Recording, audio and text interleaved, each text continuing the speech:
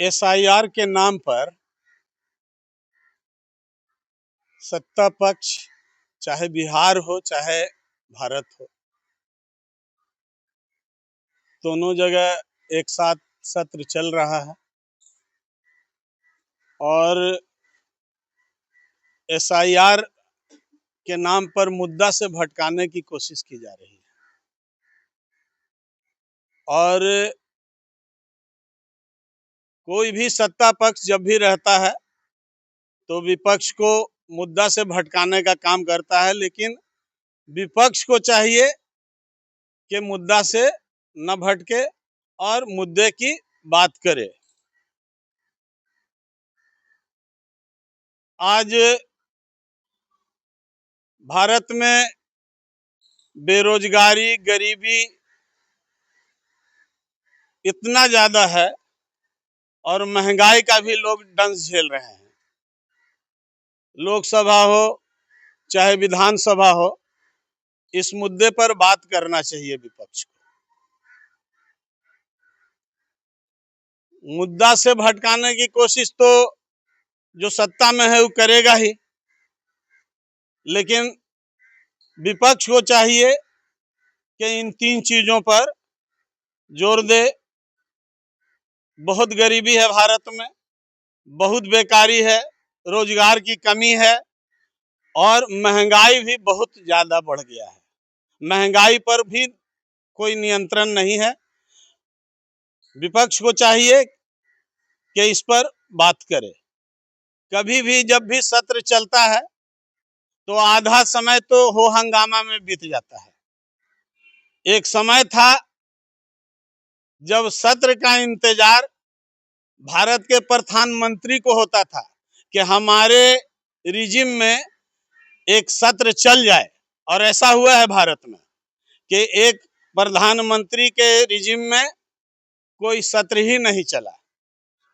वो थे चौधरी चरण सिंह। 1979 में जब वो भारत के प्रधानमंत्री बने तो उनके जमाने में कोई भी सत्र जो है भारत में नहीं चला। 6 महीना के लिए वो प्रधानमंत्री बने और इस बीच में कोई भी सत्र नहीं चला। तो सत्र की अहमियत समझना चाहिए विपक्ष को भी कि सत्र चलता है तो हम जो है जो मेन मुद्दा है उस पर जो है नियंत्रित करें और अपनी बात को रखने का काम करें। और इस समय जो सबसे मुख्य मुद्दा है मेरे हिसाब से, मैं तो एक छोटा सा नेता हूं, मैं तो बात कर रहा हूं जरूर सेंट्रल की, लेकिन एक छोटा सा जो है टाउन का नेता हूं, लेकिन मेरे समझ में बात यही आती है कि जो सत्ता पक्ष होता है वो भटकाने की कोशिश करता है मुद्दा से, और जो है विपक्ष भी आवेश में आकर मुद्दा से भटक जाती है। ये जो तीनों समस्या है ये भारत के लिए बहुत जटिल समस्या है। बेरोजगारी भी दिन ब दिन बढ़ती जा रही है और महंगाई भी जो है आसमान छू रहा है। महंगाई पर भी कोई नियंत्रण नहीं है। गरीबी जो है देश में बढ़ती ही जा रही है। बिहार में भी गरीबी बढ़ती ही जा रही है। न बिहार में जो है कोई इस मुद्दे पर बोलने वाला है और न जो है देश में कोई इस मुद्दे पर बोलने वाला है। विपक्ष को चाहिए, देखिए होता क्या है कि अलायंस में सरकार चलती है, कांग्रेस कोई मुद्दा लाया उस पर सब लोग लबैक कर जाते हैं, तो जो मेन मुद्दा है उससे जो है भटक जाते हैं लोग। जब इलेक्शन आता है और सरकार जब जो है बदलना होता है तो इन्हीं तीन मुद्दे पर ना सरकार को बदल ली जाती है जी। 1975 में जयप्रकाश जी ने जो नारा लगाया था, हम तो कम उम्र था मेरा, लेकिन नारा अभी भी याद है हमको। 12 साल 14 साल की उम्र थी, लेकिन आज भी वो नारा याद है कि देखो ये इंदिरा का खेल। अब 12 रुपए कड़वा तेल, 6 रुपए कड़वा तेल था 1972-74 तक, लेकिन 75 तक आते आते ये जस दुगना हो गया। तो ये नारा लगा था कि देखो ये इंदिरा का खेल, 12 रुपए कड़वा तेल। तो जो भी सरकार आती है चुन कर करके, वो सरकार आती है महंगाई, बेरोजगारी और गरीबी को दूर करने के नाम पर। अमेरिका जो है पूरी दुनिया से टैरिफ के नाम पर टैक्स वसूली करना चाहता है, उस पर आपकी क्या टिप्पणी है, इस पर बताया जाए। देखिए, अभी तो देश का प्रॉब्लम चल रहा है, देश की ही इतनी बड़ी समस्या है गरीबी और बेरोजगारी की, लेकिन फिर भी आप पूछ रहे हैं तो हम बता दे रहे हैं कि अमेरिका जो है राजतंत्र वाला कहानी दोहरा रहा है। और भारत में जिस तरह से जजिया टैक्स आज से 300-400 साल पहले बादशाहों ने लगाया था, तो वो भारत के लिए एक कर्ज था, एक शाप बन गया था।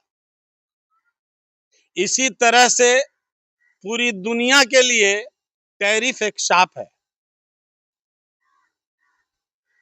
टैरिफ लगाकर ये दुनिया को ये दिखाना चाहते हैं कि हम जो चाहेंगे दुनिया में कर सकते हैं। और एक जिम्मेदार व्यक्ति ट्रंप जी, उन्होंने जो है, डोनाल्ड ट्रंप ने कहा है कि जो ब्रिक्स है, एक समूह है 10 देशों का, पहले तो ये 5 देशों से शुरू हुआ। ब्रिक्स का जो 5 शब्द है, वो बी फॉर ब्राजील है, आर फॉर रशिया है, आई फॉर इंडिया है, सी फॉर चाइना है और एस फॉर साउथ अफ्रीका है। यही 5 देशों ने मिलकर के ब्रिक्स बनाया।